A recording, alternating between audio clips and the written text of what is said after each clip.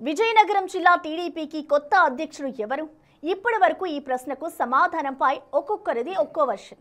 ఇప్పటి వరకు పార్లమెంటరీ అధ్యక్షుడిగా కిమిడి నాగార్జున కొనసాగుతున్నారు.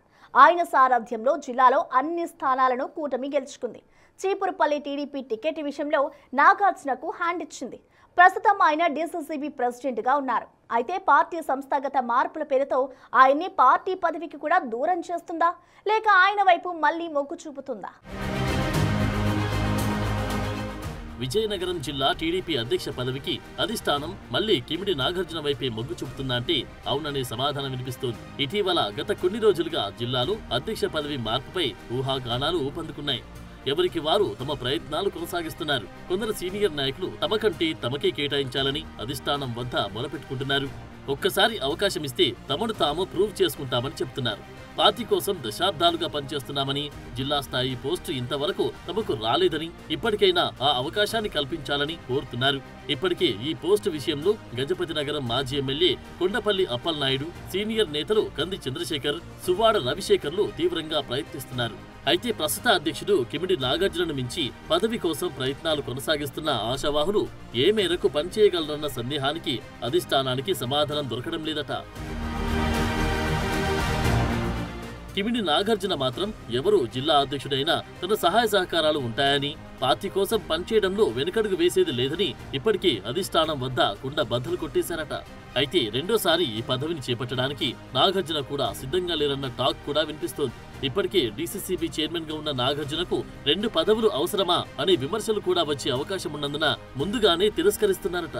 మరోవైపు మంత్రి కొండపల్లి శ్రీనివాస్ కాస్త నెమ్మదిగా ఉండడం కూడా ఈ తర్జన భర్జనకి మరో కారణంగా తెలుస్తోంది. అధినేత చంద్రబాబు సూచించినట్లు మంత్రి కొండపల్లి స్పీడ్ పెంచితే మాత్రం అధ్యక్షుడు ఎవరైనా పార్టీకి ఇబ్బంది ఉండకపోవచ్చు.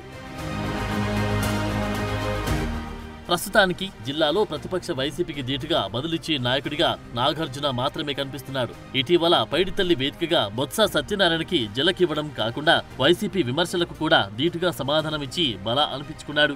ఈ ఒక్క విషయంలో మాత్రమే కాకుండా గత 5 ఏళ్లలో కూడా అధికార వైసీపీని నాగార్జున ధీటుగా ఎదుర్కొన్నారు. బొత్స, అతని మేనల్లుడు చిన్న శ్రీను ఇద్దరికి కౌంటర్ అటాక్ చేయడంలో నాగార్జున సక్సెస్ అయ్యారని టాక్ కూడా ఉంది.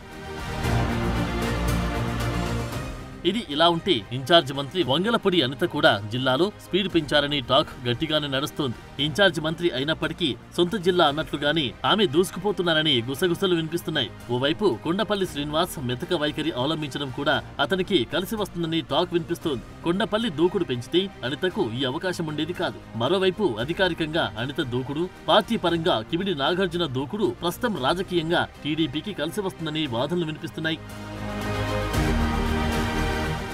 ఇలాంటి టైంలో అధ్యక్షుడు మార్పు జరిగితే ఇప్పటికే మంత్రి కొండపల్లి దూకుడుగా లేకపోవడం, కొత్త అధ్యక్షుడు కూడా మెతక వైఖరి అవలంబిస్తే పార్టీ పరిస్థితి ఏమిటని మల్లగుల్లాలు పడుతుందట అధిష్టానం. బొత్స, మేనల్లుడు చిన్న శ్రేణులను తట్టుకుని నిలబడాలంటే దూకుడు స్వభావం ఉన్న నాయకులు ఇప్పుడు టీడీపీకి ఎంతైనా అవసరం. ముఖ్యంగా అధికారంలో ఉండడం, సరైన రీతిలో కౌంటర్ అటాక్ చేయకపోతే ప్రభుత్వానికి నెగిటివ్ గా మారే అవకాశం కూడా ఉండనుంది. సో ప్రస్తుత పరిస్థితుల్లో బొత్స వేగానికి బ్రేకులు వేయగలిగే నాగార్జున బెటర్ అనేది టీడీపీ ఆలోచనగా వాదనలు వినిపిస్తున్నాయి.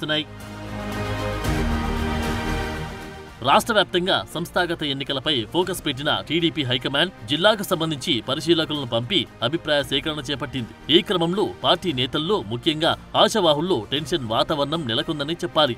ఏదేమైనా అధికార పార్టీ టీడీపీకి విజయనగరం జిల్లాలో రథసారథి ఎవరనే దానిపై స్పష్టత లేకపోవడంతో తెలుగు తమ్ముళ్లలో ఉత్కంఠ అంతకంతకు పెరుగుతోంది.